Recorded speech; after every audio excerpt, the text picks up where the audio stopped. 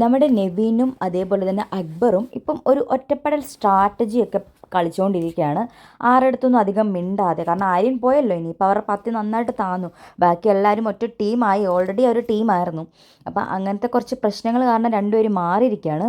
എന്നിട്ട് നെവിൻ പോയി ഫ്രിഡ്ജിൽ നിന്ന് നെവിൻ്റെ ഫുഡ് എന്തോ എടുത്തുകൊണ്ട് വന്നിട്ട് പുറത്ത് വന്നിരുന്ന് അക്ബറിന് കൊടുക്കുന്നു. എന്നിട്ട് നെവിൻ ഇപ്പോഴും വിഷമമാണ്. പണപ്പെട്ടി എടുക്കാൻ സാധ്യതയുള്ള ആരായിരിക്കും? കാരണം നെവിൻ ഒരുപാട് എക്സ്പെക്റ്റ് ചെയ്തിരുന്നെന്ന് തോന്നുന്നു ആ പണപ്പെട്ടി എടുക്കണം എന്നുള്ളത്. ആരെന്തൊക്കെ പറഞ്ഞാലും ഞാൻ എടുക്കും എന്ന് നെവിൻ പറയുന്നുണ്ട്. എങ്ങാനും ഞാനത് തൊടുമ്പോൾ ബിഗ് ബോസിൻ്റെ മനസ്സ് മാറിയാലോ?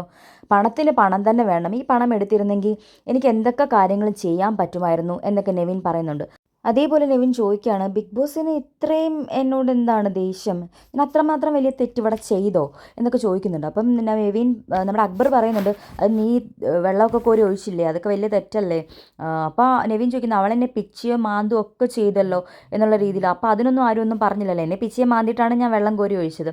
പണപ്പെട്ടി കിട്ടിയിരുന്നെങ്കിൽ എൻ്റെ കുറേ കാര്യങ്ങൾ എനിക്ക് ആശ്വാസം ഉണ്ടായിരുന്നു. പക്ഷേ ബിഗ് ബോസ് വിചാരിക്കുന്നുണ്ടാവും ഞാൻ ഫിനാലെ 5-ന് വരാൻ, പക്ഷേ ഫൈനൽ 5-ൽ വരാൻ വേണ്ടിയിട്ട് ബിഗ് ബോസ് വിചാരിക്കുന്നുണ്ടാവും.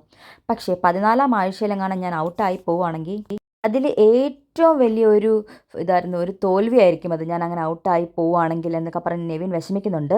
അപ്പോൾ അക്ബർ പറയണത്, നീ അങ്ങനെ വിഷമിക്കാതെ, നീ ഓൾറെഡി ഒരു സ്റ്റാൻഡേർഡ് സെറ്റ് ചെയ്തിട്ടുണ്ട്, നീ ജയിക്കുക തന്നെ ചെയ്യും. നീ ആ ഒരു ഇതിൽ നിനക്ക് വരാൻ പറ്റും, ഫിനാലയിലൊക്കെ നിനക്ക് വരാൻ പറ്റും, ഫൈനൽ 5-ൽ എത്താൻ പറ്റും എന്നൊക്കെ പറഞ്ഞ് അക്ബർ ആശ്വസിക്കുന്നുണ്ട്. എന്തായാലും നെവിൻ നല്ല വിഷമോ സങ്കടമോ ഉണ്ട് പണപ്പെട്ടി എടുക്കാൻ പറ്റാത്തതിൽ. അത് നെവിൻ്റെ ഓരോ ദിവസം, ഇന്നലെ ജയിലിൽ കിടന്നപ്പോഴും ആര്യൻ പോയിട്ട് ആര്യനെക്കുറിച്ച് പോലും ഒന്നും സംസാരിച്ചില്ല. ഫുൾ പണപ്പെട്ടി എന്നുള്ള ചിന്തയായിരുന്നു നെവിന്.